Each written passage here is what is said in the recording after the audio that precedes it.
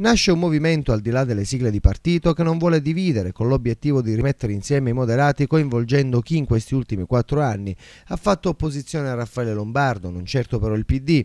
Lo presenta così Rudy Maira, capogruppo all'Ars del PIL, il nuovo progetto politico in vista delle annunciate elezioni regionali di ottobre. Sono 8 i deputati che danno vita al progetto, 4 del PDL, Innocenzo Leontini, Nino Beninati, Edoardo Leanza e Fabio Mancuso, 4 del PID, Rudy Maira, Totò Cordaro, Marianna Caronia, Totò Cascio.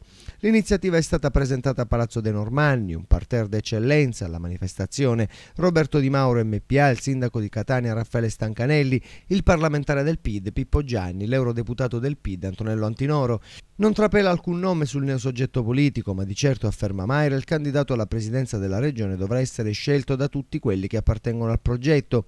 E non manca la bordata al Partito Democratico. È inutile che il PD ora prenda le distanze da un governo regionale che, se è esistito fino ad oggi, lo deve proprio al Partito Democratico, o meglio una parte del PD, chiosa Maira.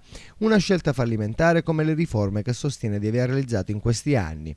E le parole di Leontini e Maira sono state pienamente condivise dall'onorevole Michele Cimino, deputato regionale di Grande Sud. Le perplessità e le preoccupazioni espresse oggi dai colleghi deputati sono le stesse che hanno spinto noi di Grande Sud a staccarci dal PDL a trazione leghista e antimeridionalista.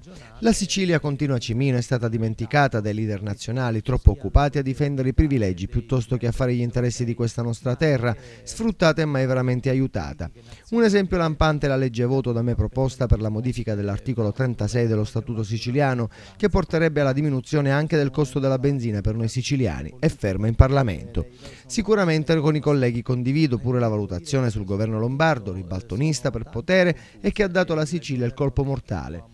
Pure l'assessore tecnico Venturi grida oggi allo scandalo in quanto sono stati bloccati gli aiuti per il commercio perché è scaduta la convenzione della regione con la banca che gestisce il fondo. Oggi a scaricabarile si cercano i colpevoli, ma il vero fatto è che in questo momento di crisi che le imprese stanno attraversando, i fondi per lo sviluppo e gli investimenti per le imprese commerciali sono fermi. Spero, conclude Cimino, che queste riflessioni, che questa rabbia che unisce tutti i siciliani possa portare tutti insieme a trovare quelle soluzioni più idonee per uscire da questo immobilismo.